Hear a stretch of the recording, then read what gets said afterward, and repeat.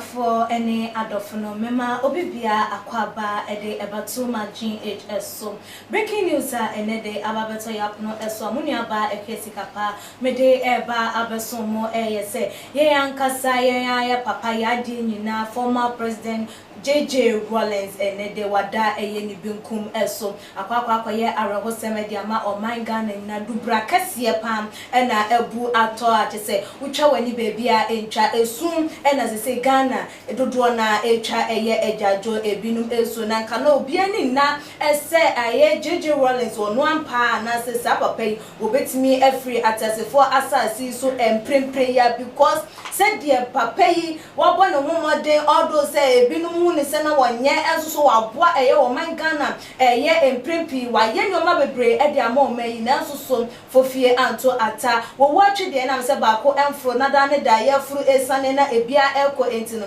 ebi ababa beto papa ya ma enedai wato ye nananom wo ensiedo na ye papa ewu in the early hours of enedai ya chese anopa homa chine mu na mwamu nimsem dubna kase ebu a wo se hwehwemu enkoso no kore se wawu ene nkon ba ansana say ye betimi ede atu edwa yetimi ede atu edwa na hwehwemu ne ekọ na wie na chese empa ye papa yi waye nyame ede a wontimi enyede ene yen atiasefo asasi wontimi ne yen endi ahia ebiem tina go behia se ye bebo wo man mu nyina amane ama obia ehun na ye papa ye bebo na bakosem so kakra ede amam Rawlins ye wo no that was on June 22nd 1947 na ye papa yi na your former military leader wo man Ghana mu ase we wuli Ghana for so many years from 1981 to 2001. I just will have some brief period around 1979 no emwana woye there was survey ne term anani nyina no enkrofo de ani agene no ho ni dwumadie ene ne nyoma woye ho odo say wona military rule de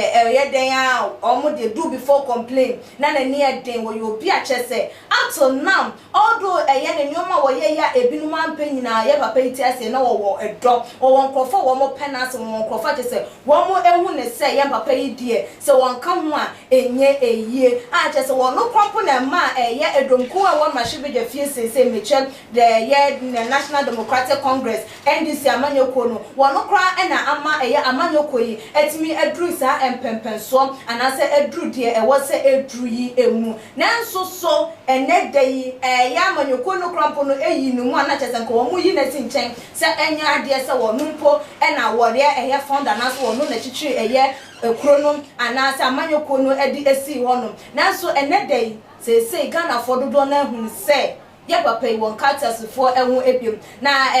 city news de news no break ya just wo mo de bebeto abonten se Ghana for anywhere self na nyina wo mu ehunu ebi na kwakoye arwagosem because ye papa se dem bi kan wa ye nyoma bebre de amaye enche ye bia nso na wo no ankasa ne mame a wo no a chim no ewo no chese Madam Victoria Agotui wo sie no that was October ya na papa Rawlins wo sie wo no ankasa ne mame a wo chim no wo no nanso ne enim da se ebrebi ba bedru enede yi ba bedru eneti Thursday on the 11th ba bedru se on the 12th ba bedru se papa yi wo no nso so no wo betwa nananom wo ensiedo na papa wo di infisha eduoson miensa 73 and our day a free form asasi so na we Ghana for any will be a say wo way eda amasankom wo bia ebeko enti wo bo brabi and I would turn among bia na wadwen won say ya papa yi say na wone no wo wantwi bi na wo free ma ene dey hunhunu biem na wone no assettle montawantawa ana say na wone no anije bia na mota agimani ana monto bia na mutu a ana sumsem bia na moka enedai woni ehonut we ema ye hunu se ye ni nipa wo matwa ye ho ahia ye ne wo ma ne ye nam wo ma ne ye koba wo ma ne ye di atentwem ye ne wo mo entena eye asudio because unim bra nipa no wo be free eye atasefo asase yi so aye den akọ na ye ne obi a enko eye entena eye asundwem na se nipa ne efri mu anase bibitu nipa na wonso anya hosepe anase wonso anya akomapa ede abusuafo echi because ye papa yi wote ase na wo ne nkan wote ase na se na wo ne te adanwoma so ena wo koyi wo betimi ne abusuafo atwe anase wo betimi akosa wo kwakwakohwe eye ne funumpo enimu ana wo ma ye nya den ye dodo ye ho ne emfa wodo emfa entena eye asase yi so abusuafo aha ene ye de eye ensem no esie breaking news ara ho sama beto yapno so eno no eti se on subscribe to channel na misol se obeye se de dan no won hwere eye enuoma bi ese ebia na woni abi ti achichi benche ye won ti ensem no ebi won so ema na so enche na won hu bridge ya se abo eye Ghana adehye eman na won no so entimi emfa ento eye adofo no so so enim eye wo we eye nkoja epreso na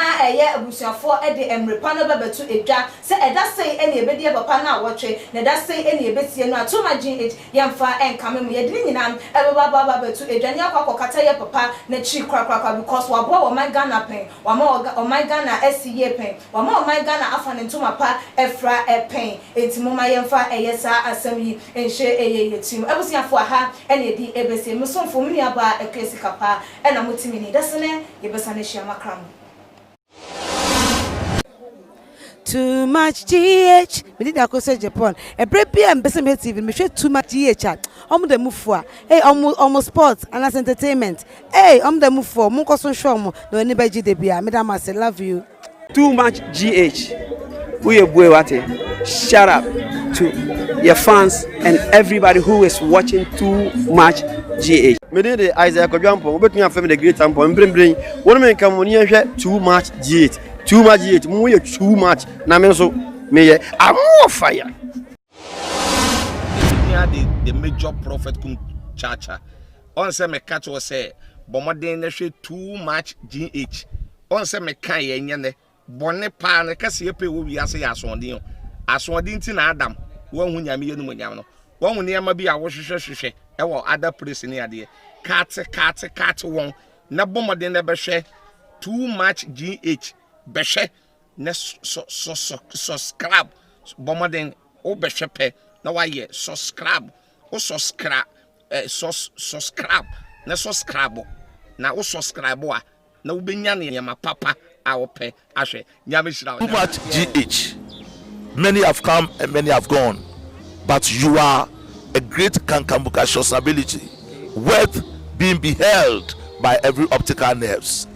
That saith the papacy. Keep watching Too Much GH